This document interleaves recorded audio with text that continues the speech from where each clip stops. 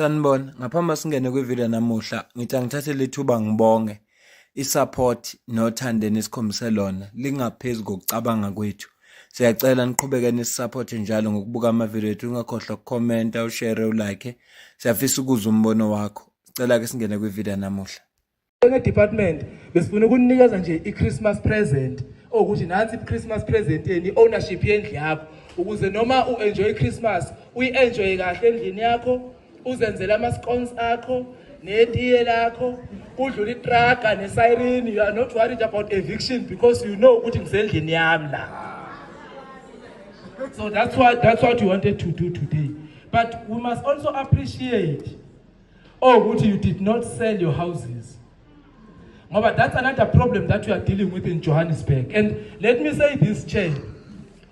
On Tuesday, I wrote an email to the executive director of the department, to the group head of legal and contract, and to my legal advisor. And the email, can we go for an external legal opinion? And today morning, group legal had advised me that they've already appointed the attorneys to do that legal opinion. So the legal opinion that I'm doing, Chair, I want to check within the police, because I know when we build houses, RDP houses, we build RDP houses for families that do not have financial capacity to build houses for themselves, to rent houses for their families. So now, assistance from government. But people are renting these houses out, people are selling these houses out. So now, the legal opinion if you check within the police, I know this is an illegal transaction. You check this RDP house, especially before 8 years, which is prescribed in the police. So one, we want to take those houses back from Lavanda renter out. I want to take them back so that I'm able to give to those that need these houses. Two, I want to put in a restriction in the title deed. If you want to sell an RDP house, you must first consult to government. So that was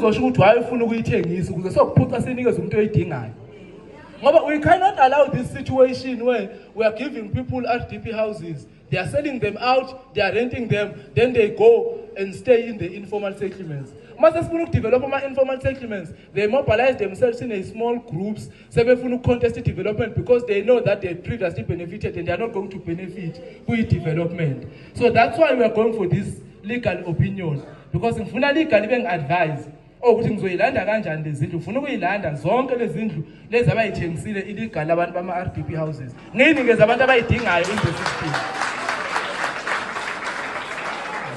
Because we've got a backlog abantu badinga izindlu. Ngoba enye into engiyisolayo, labantu abathengisa lezindlu, labantu vele basuke bengene ngendlela okungeyona kwasekuqaleni. So yikho ke kufuneka sibe nendlela yokuyilanda lezindlu lezi. So I'm waiting for that legal opinion. So there is an attorney that is working on that, and I'm hoping by the end of January bazobe advisile so that sizokwazi ukuqala ama-processes of auditing, sizothatha izindlu zethu sinikeze abantu abayidingayo. Indaba ezinhle kabi lezi esho u-MMC we-Human Settlement okumlungisi Mabaso la oyimember ye-IFP, lezokuthi abantu babakhela ama-RDP la babakhiphe emkhukhwini. Kodwa ke into engiyijabulelayo ukuthi sebeyitholile into enza ukuthi imkhukhu ingapheli. Ayikho into ebuhlungu nje ukuthi kufike kube khona imkhukhu bese uhulumeni ubona no awakhela abantu laba basemkhukhwini ama-RDP babakhiphe labantu emkhukhwini, kodwa still kusala kunabantu emkhukhwini. Igcina imizamo kahulumeni yokulwa nokuqeda imkhukhu ibe yize, ngoba useyakhela ama-RDP wabakhela abantu, kodwa still imkhukhu isenabantu bagcwele. Mina ngahlala emkhukhwini, sasihlala ejardini mhlawumbe siwu-8 or 9. Uyabona ukuthi mawuzokwakha umkhukhu uzofika uthathe lowo master thina siyarenta kuyi abazinakwazi. And emkhukhwini khumbula phela ukuthi ukuba khona kwemkhukhu kuzindleko kuhulumeni, ngoba once abantu baqala bahlala nje khona ama-organization anjengo-Human Rights Commission afuneka azobophisa uhulumeni amphoqe ukuthi akalethele labantu amanzi ne-sanitation. sekufuneka uhulumeni alethe ama-toilet lawa eplastiki njalo ngeviki, akhiphe iy'moto lezi ezizowaklina, imali njalo le ye-cost uhulumeni, funenzisi lokuthi alethe amanzi, bese bona bengahluphi bantu baxhuma ugesi ngokungekho semthethweni. Cela ubonela. Sizoba ne-meeting udayisa kuphi? Yo, ngithi lapha akula. Oh, lapha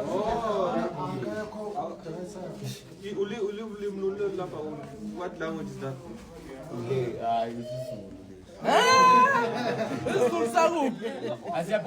ukhona lo muntu awuze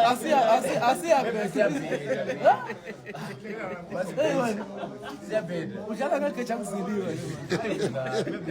ungasikhombisa lo muntu oyithenga kuyena. Khuluma baba, asinala ngalo. So sikuvalele la njalo uphuma usukhuluma. Hayi kanjalo. Khuluma. Sinike nje igama. Usitshela ukuthi Asibuyele ngaphakathi. Ayinivale lapho ngifuna ungena la sixoxo sobabili. Awukhona. Why? Ngaphila njani? Hayi uyahamba Uyatshela, phela uyahamba kuyimanje. Ucaza azobuya la wena. Hayi ubika nje abali ngaphila kanjani? Kanjani makunjani ngoba uyahamba kuyimanje? Phela siyakuthatha. Vele ukusabuya la, ucaza azobuya la wena.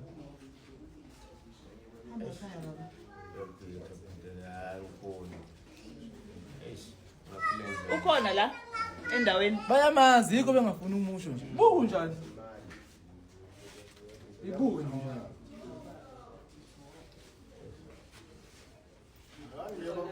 Akusuke uthengisa yona kodwa ungala manje ungazowale manje. Hayi ngingathengisa lo. Banikeze Uphelile. Bangamnikeza afide laba abanye. Wayewala wena obona uyaphema. Walela. Angiyali ukuthi ngiyali. Uyithenga kubani? Uyithenga kubani? Uyithenga kubani?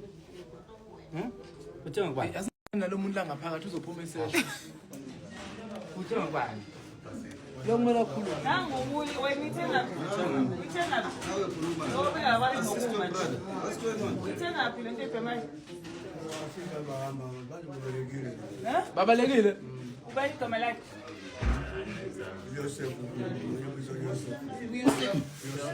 Yosef. Ungakuphi? Uthola la. Ubani udayiselayo? Unayinamba kaYusuf? Laba fethu laba baconnect ugesi ngongekho semthethweni. Abafuni ukusho ukuthi ubani obaxhumela ugesi, abafuni ukusho ukuthi ubani obathengisela into abayibhemayo, futhi hayi ukuthi ngoba bengafuni bayamsaba. Isizathu esenza ukuthi bamsaba ukuthi bazohamba uMMC nethimba lakhe lizohamba.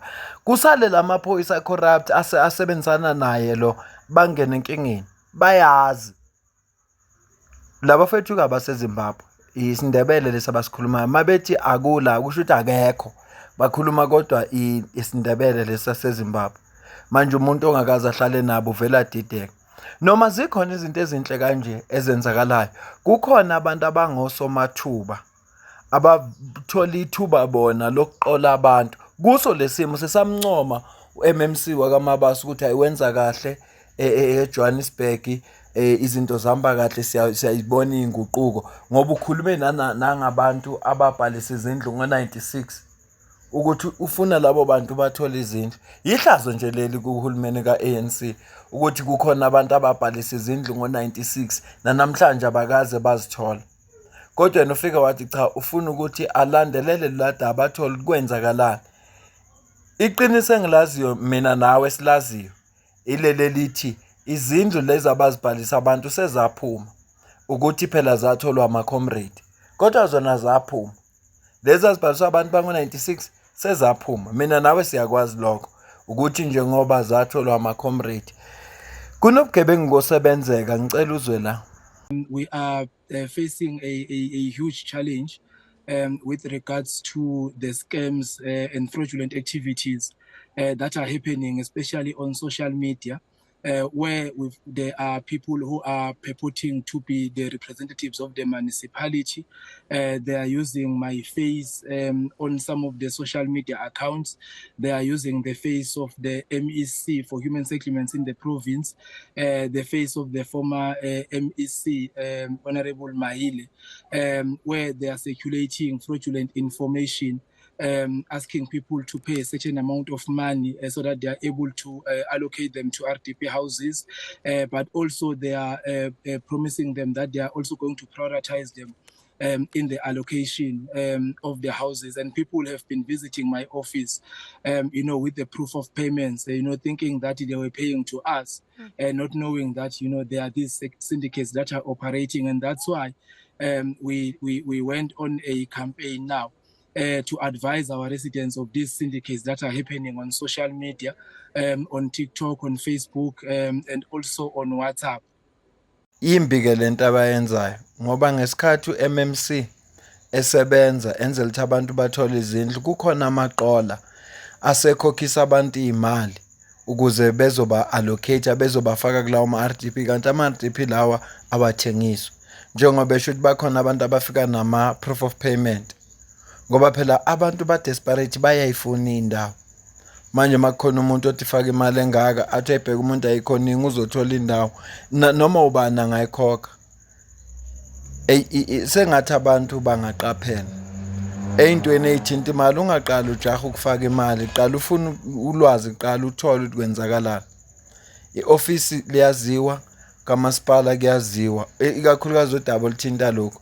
Noma ungacela bakuxhumanise no-MMC, bangakuxhumanisa naye ukuze ungangeni kule trap yalezi gebengu. Ibhlungu-ke lento eyenzakalayo ngoba iyona igama lika-MMC.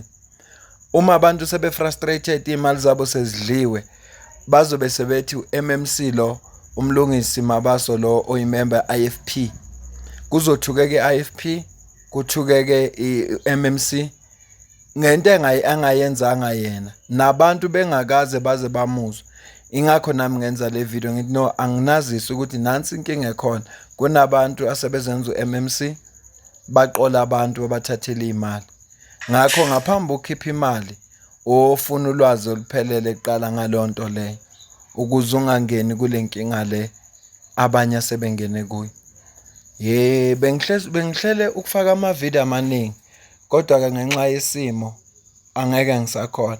Asiyibambe le video, mina nawe bese sidibana kwividiyo elandelayo. Ngiyabonga kakhulu.